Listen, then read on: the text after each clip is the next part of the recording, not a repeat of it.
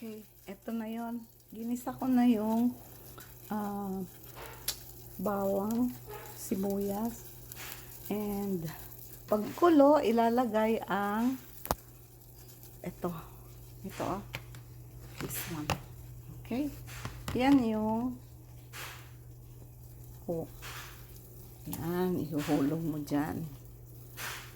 Tapos, titimplahan after.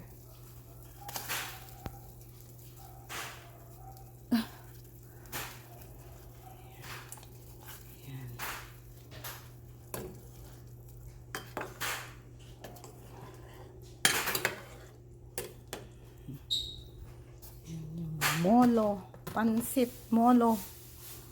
Yan. Pag naluto na, lalagyan mo ng garlic, fried garlic. At saka dahon sibuyas. Okay. Thanks for watching.